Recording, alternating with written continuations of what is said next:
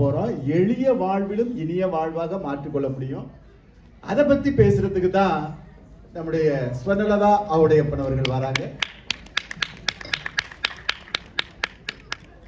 இன்று இந்த நிகழ்ச்சியையும் என்றென்றும் எங்கள் அனைவரையும் வழிநடத்தி கொண்டிருக்கும் மன்னையே அவர்களுக்கும், அவையில் அமைந்திருக்கும் ஆன்றோர்களுக்கும், சான்றோர்களுக்கும், பெரியவர்களுக்கும் என் பணிவான வணக்கங்கள். எனக்கு கொடுக்கப்பட்டுள்ள தலைப்பு காந்தலுக்கும் ருசி உண்டு. காந்தல் அப்படின்னா, நாம ஒரு சமையல் செய்யறோம், ஒரு உப்புமாவோ ஒரு பொங்கலோ செய்யறோம்னு வச்சுக்கோங்களேன். அப்போ அந்த சட்டியோட அடியில கொஞ்சம் மொறுமொறுன்னு கொஞ்சம் தீஞ்சு போய் ஒட்டிட்டு இருக்கோம் இல்லையா, அதுக்கு பேர் தான் காந்தல்.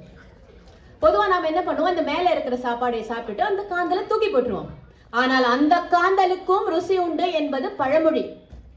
நாம ஏன் இந்த காந்தலை தூக்கி போடுறோம் அப்படின்னு யோசிச்சப்ப எனக்கு 2 காரணங்கள் தோணுச்சு. ஒண்ணு, அறியாமை. நாமளே நினைச்சுக்கிறது இந்த மேல இருக்கதான் நல்லா இருக்கும், அடியில நல்லா இருக்காதுன்னு போட்டுறது. 2வது, நான் சட்டியை சுரண்டி சாப்பிடுறத என் பக்கத்து வீட்டுக்காரன் பார்த்தா என்ன நினைப்பான், ஏத்த வீட்டுக்காரன் பார்த்தா என்ன நினைப்பான், அங்காளி பங்காளி எல்லாம் பார்த்தா சோத்துக்கே வழி இல்லாதவன் நினைச்சிட மாட்டான்னு பயத்திலே தூக்கி போட்டுருவோம். கரெக்டா? நான் சின்ன பிள்ளையா இருக்கும்போது எங்க வீட்டுல சுண்டைக்கீரைன்னு ஒண்ணு செய்வாங்க. பெரிய ரெசிபி எல்லாம் ஒண்ணும் இல்ல, வீட்டுல புளிக்குழம்பும் கீரையும் வச்சுட்டாங்க, மிஞ்சி போச்சு. தூக்கி போடுற அளவுக்கு நமக்கு அன்னைக்கு வசதி கிடையாது. 4 கரண்டி குழம்பையே தூக்கி போட வசதி எல்லாம் வீட்டுல ஃப்ரிட்ஜ் இருக்குமா? அதுவும் கிடையாது. அப்ப என்ன செய்யறது, ஒரு மண் பாத்திரத்துல இது 2ஐயும் ஒன்னா போட்டு விறகு அடுப்பு இருக்கும் இல்லையா, அந்த சூட்ல அந்த காந்தல்ல கொண்டு போய் வச்சிருவோம். இரவு முழுக்க அது வற்றி வற்றி வற்றி ஒரு செமி லிக்விட் ஃபார்ம்ல வரும். அதுக்கு பேரு தான் சுண்டைக்கீரை. அதை நீங்க ஒரு இட்லி தோசைக்கு மறுநாள் சாப்பிட்டாலும் சரி, மோர் சோத்துக்கு சாப்பிட்டாலும் சரி, ஏன் பழைய சோத்துக்கு சாப்பிட்டா கூட அவ்வளவு அருமையா இருக்கும். இந்த அமிர்தம்ங்கிறாங்கல்ல, அதுக்கு அடுத்த இடத்த தாராளமா இந்த சுண்டைக்கீரைக்கு கொடுத்துடலாம். ஆனா இன்னைக்கு அந்த ருசியும் நமக்கு தெரியாது. ஏன்? அதே 2 காரணம். 1, அறியாமை. பழசு நல்லா இருக்கான்னு தூக்கி போட்டுரும். 2வது, பழசு சாப்பிட்டா பாக்குறவன் என்னை பத்தி என்ன நினைப்பான், இந்த பாக்குறவன் என்ன நினைப்பான், கேட்கிறவன் என்ன நினைப்பான், நினைச்சு நாம என்ன பண்றோம், நமக்கு ரொம்ப பிடிச்ச பல அழகான விஷயங்களை, பொருட்களை, மனிதர்களை, பழக்க வழக்கங்களை எல்லாமே இந்த காந்தல் மாதிரி ஒதுக்கி வச்சுக்கிட்டே வரும். ஒண்ணு சொல்லுங்க, நம்ம எவ்வளோ பெரிய சாதனையாளராக இருந்தாலும், எவ்வளோ பெரிய வெற்றியாளராக இருந்தாலும், நமக்கு வர்ற புகழ் எல்லாம் மனசார புகழப்பட்டது நினைக்கிறீங்களா? கிடையவே கிடையாது. அது நல்லா புரிஞ்சதுனால நற்றிணையில 2000 வருஷத்துக்கு முன்னாடி எழுதுறாங்க, நெடிய மொழிதலும் கடிய ஊர்தலும் செல்வம் அன்று. இங்க பாருப்பா, ஒருத்தன் முகத்துக்கு முன்னாடி வந்து ஆஹா ஓஹோன்னு புகழ்றான்னா, அநேகமா அந்த பக்கம் போய் ஆகாவளி நேற்றைக்கு வரைக்கும் இவன் வாழ்ந்த வாழ்க்கை எனக்கு தெரியாதாக்கும் அப்படின்னு இவளைத்தான் போறான்.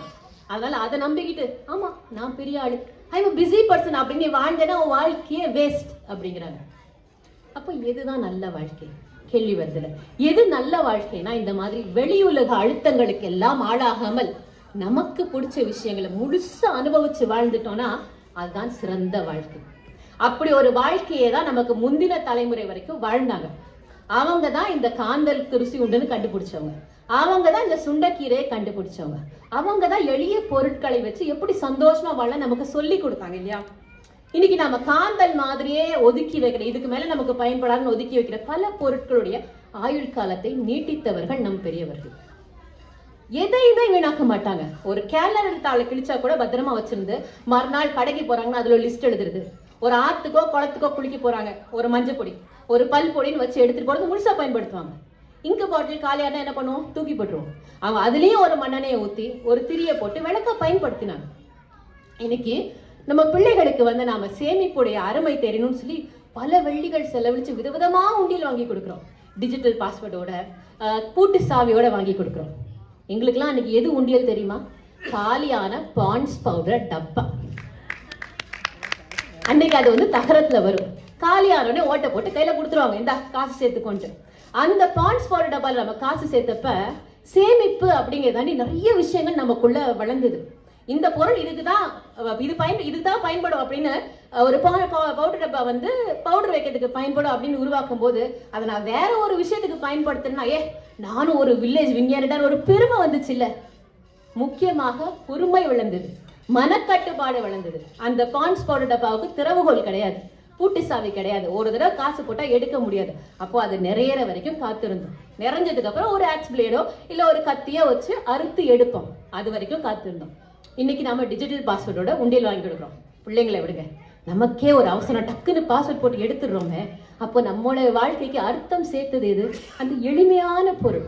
இப்படி பல எளிமையான பொருட்களுடைய மதிப்பை நமக்கு சொல்லி கொடுத்தாங்க. எத்தனையோ அழகான விளிம்புகள் அதன் மூலமா நமக்குள்ள விதைச்சவங்க நம்ம பெரியவங்க.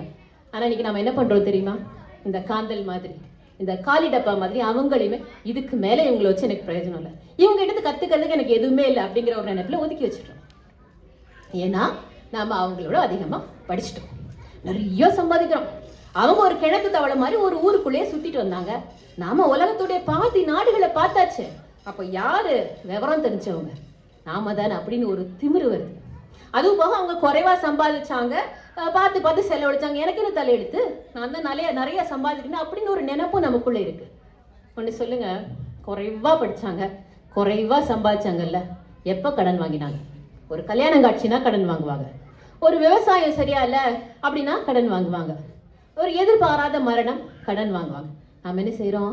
தினம் கிரெடிட் கார்டை அப்படி நீட்டிட்டு இருக்கோமே.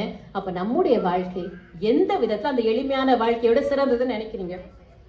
ஒண்ணு தெரியுமா? அன்னைக்கு அனாதைன்னு யாருமே கிடையாது.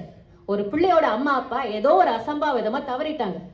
ஒரு தாத்தா பாட்டியும் சித்தி சித்தப்பாவும் அத்தை மாமா யாராவது எடுத்து வளர்த்தாங்களே. குறைவா படிச்சாங்க, குறைவா சம்பாதிச்சாங்க, நான் தைரியம் இருந்தது. நமக்கு இன்னைக்கு அந்த தைரியம் இருக்கா? நம்மளால அந்த பொறுப்பை ஏத்துக்க முடியுமா? எளிமையான வாழ்க்கை நம்ம பாயாசத்துக்கும் பழக்கியது, பழைய சோற்றுக்கும் பழக்கியது, காந்தலுக்கும் பழக்கியது. வெள்ளமோ வறட்சியோ நோய் நொடியோ அந்நியர் ஆட்சியோ எல்லாத்தையும் மீண்டு வந்தோமே. அந்த தைரியம் அந்த வாழ்க்கை நமக்கு சொல்லி கொடுத்தது. இன்னைக்கு ஆடம்பரமான வாழ்க்கையை வாழும்போது நான் நினைச்சபடி எல்லாம் நடக்கணும். ஒண்ணு சொதப்பிருச்சா அதுக்கு அடுத்து அடுத்து அடுத்து அடுத்து அடுத்து எல்லா வேலையும் சொதப்பிடுது. அதனாலதான் நம்முடைய தலைமுறை ஸ்ட்ராபெரி ஜெனரேஷன் அப்படிங்கிறாங்க. இந்த ஸ்ட்ராபெரி பழம் இருக்குல்ல, அது ஒரு குறிப்பிட்ட டெம்பரேச்சர்ல மட்டும் தான் ஃப்ரெஷ்ஷா இருக்கும். கொஞ்சம் முன்ன பின்ன ஆயிடுச்சுன்னா அவ்வளவுதான், கூழா போயிடும். நாமளும் அப்படி மாறிக்கிட்டு இருக்கோம்.